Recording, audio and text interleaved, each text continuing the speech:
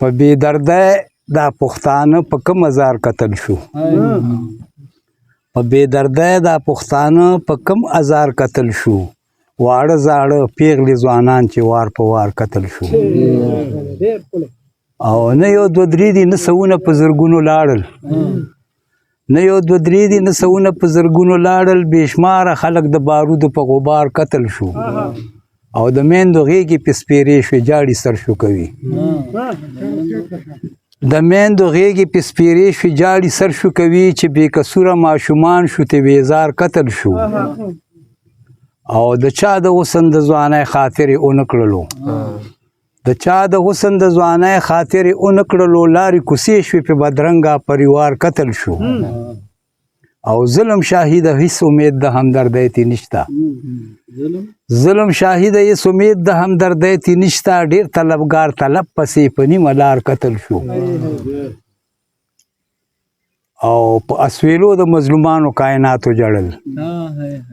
په اسویلو د مظلومانو کائناتو جړل د پاکې مینې رهبران په سر د دار قتل شو او که ما وجلی وي ما مړ که دی دستور د دنیا که ما وجلی وي ما مړ که دی دستور د دنیا جاړم په دې چې موږ د غیرو په اظهار قتل شو او ځان به دې خوار شي پښتانه غلامي نه قبلوي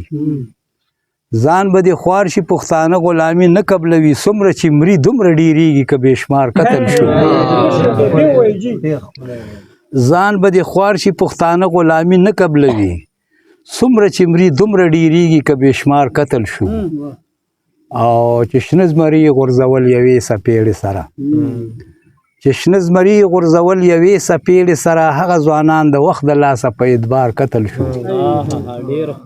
او صادق اسراره چا تیار شي د لستوڼي خامار څوک د بې ننګه یار په لاس لکه ابرار قتل شو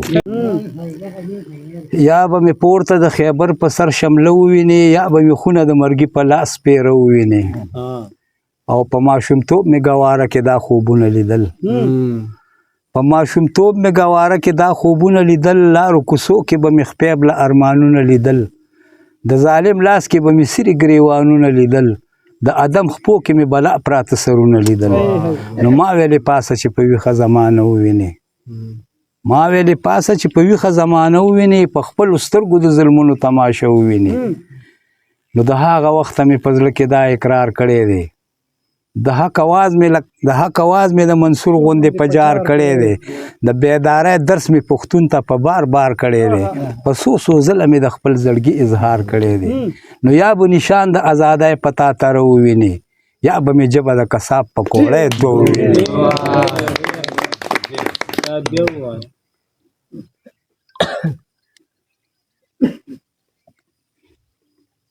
بیا وایي چې دا خو په مونږه مشرانو لوی احسان کړی دی د زړه په وینو اوبه خورې د بستان کړی دی په هر طرف ته مخنیوی یې د خزان کړی دی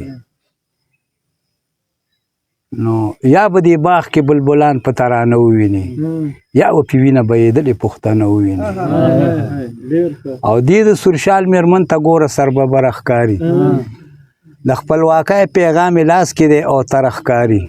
دا به د چا ښایسته لیلاوي مسافره ښکاري راته بې ننګه شا ظلمونه مروره ښکاري نو یا د ژوندون به مې خرابه خاتمه وویني یا به مې غېږ کې مروره معشوقه وویني او ارمان مې دا دی یوه نوې زمانه جوړه شي یو اتحاد یو ورورولي او قافله جوړه شي چې هر منکر ته د شړلو بهانه جوړه شي خیر دی که بیا مې مسیزو کې مقبره جوړه شي نو یا به په وینو د اسرار کپره سره ووینې یا به لوخړه د غلیم د کوره شنه ووینې